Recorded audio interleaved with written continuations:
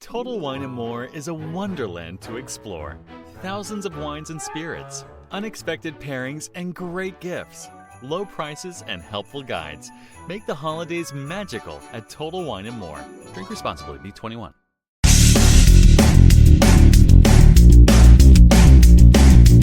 This is No BS Job Search Advice Radio, episode 1813. I'm the host, Jeff Altman, the Big Game Hunter, and welcome. Welcome to Monday. Welcome to a lovely day. And today's show is one where I talk with you about top negotiating mistakes that people make. Now, you're probably picking up on what I have. Things are starting to open up around the country. It's going to be slow. It's going to be judicious. And at the same time, I'm already hearing about firms hiring. Now, I've got to tell you, I helped at least two coaching clients land during this period of time where they were interviewed during the pandemic and got hired during the pandemic. It was possible. It's still possible. And here we're going to talk about negotiating mistakes. Hope you find the show helpful and give it a great review wherever you listen to the show. And with that, let's get going, okay? I want to talk with you today about negotiating mistakes that people make, just as a way of trying to intercept some things. Now, I have a lot of material on negotiating on YouTube. If you went to JobSearch.Community that'll take you to my YouTube channel. And the idea is to look for the playlist that deals with salary negotiation. Okay? So I want to cover a couple of things that really make a lot of sense that you don't want to be doing when you go into a negotiation. And the first thing is, I'm going to go proactively to understand that along the way, in the course of your interviewing, you want to be the one that they like personally. You don't have a relationship with someone and walk into a negotiation and expect to get results because they don't care. You want them to care about the fact that they want you, so that thus they are open to making changes in the negotiation. Excuse me. So remember, up until the point that you're negotiating, everything that you're doing is to make yourself both competent and likable. Firms will extend themselves for people that they like a lot more than people that they don't. The second thing is you walk into the negotiation unprepared. Like, you don't anticipate and prepare for how you respond to different counterpoints that they make. And the result winds up being you haven't even thought about what I call the best question or the single best question to ask at the end of any interview. Again, a YouTube video of mine. Go there. It's got a very basic negotiating technique for you. But you haven't really prepared. You haven't anticipated how they'll respond, and thus you're making it up as you go along.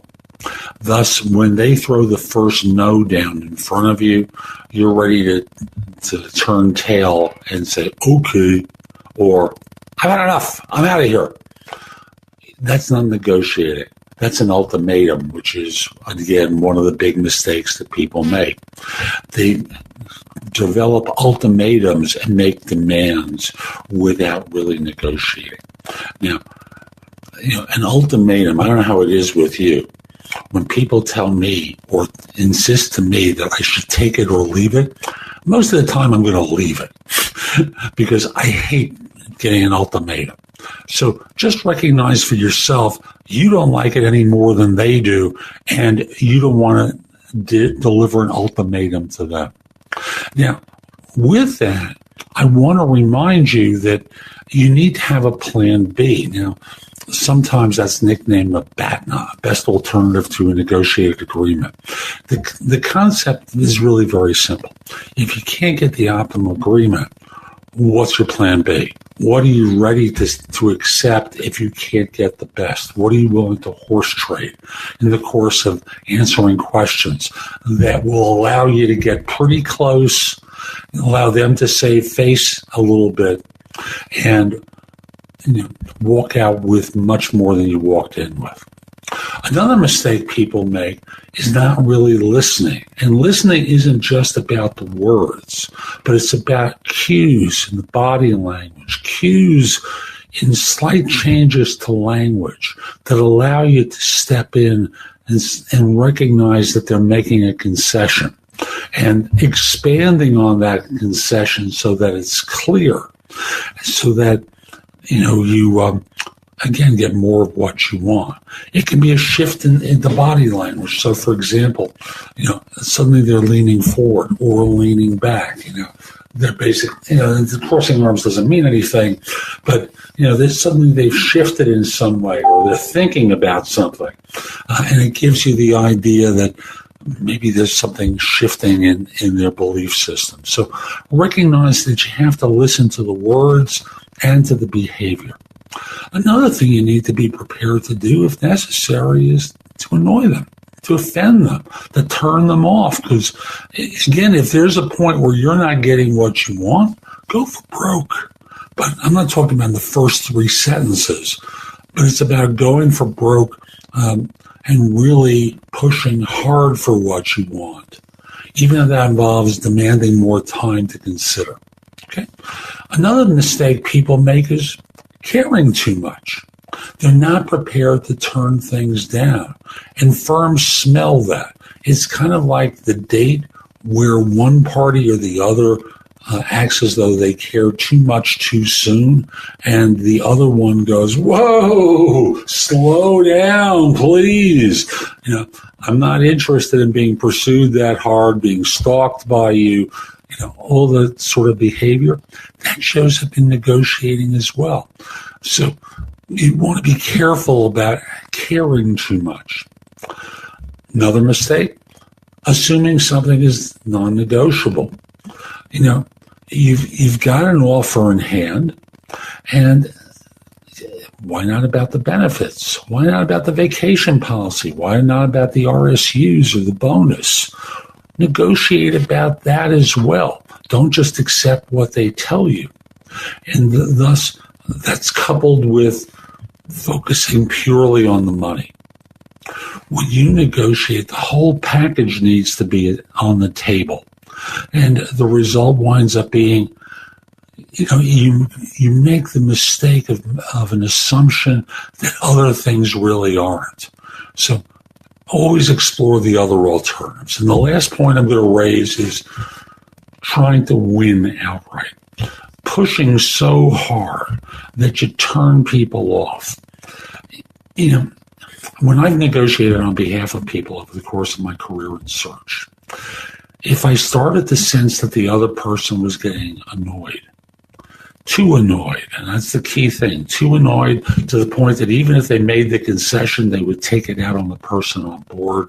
Once they got on board, I made the point of trying to leave a little money on the table for them, or leave something on the table for them that allowed them to feel as though they weren't pushed so hard they were made to break.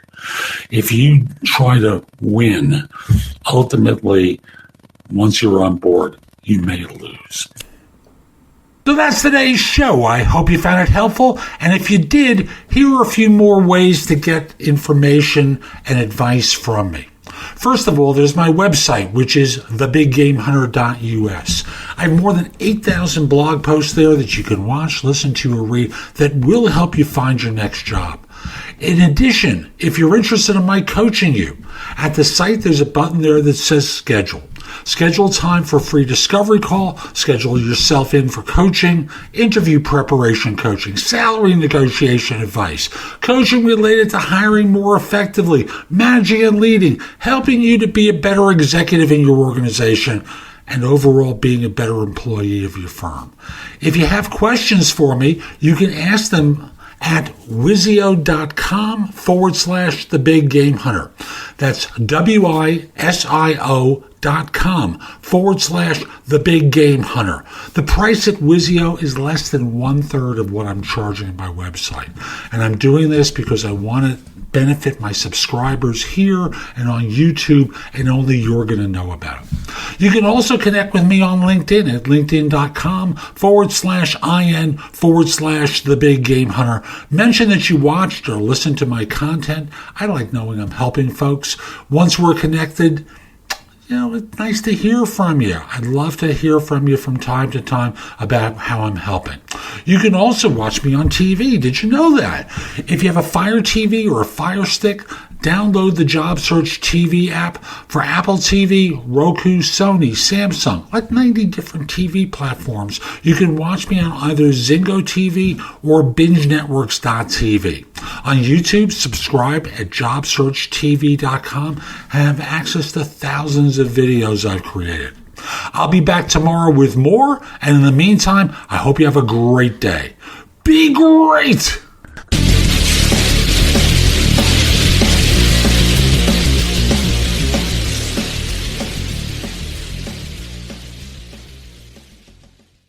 Total Wine & More is a wonderland to explore. Thousands of wines and spirits, unexpected pairings, and great gifts. Low prices and helpful guides make the holidays magical at Total Wine & More. Drink responsibly. Be 21. At the Home Depot, we improve things. This holiday season, we've improved Black Friday. Instead of one day of crazy, we've lowered prices now, and they'll stay low all season. From decorations to dishwashers, wreaths to ratchet sets. So sleep in. You're not going to miss Black Friday. Not one little bit.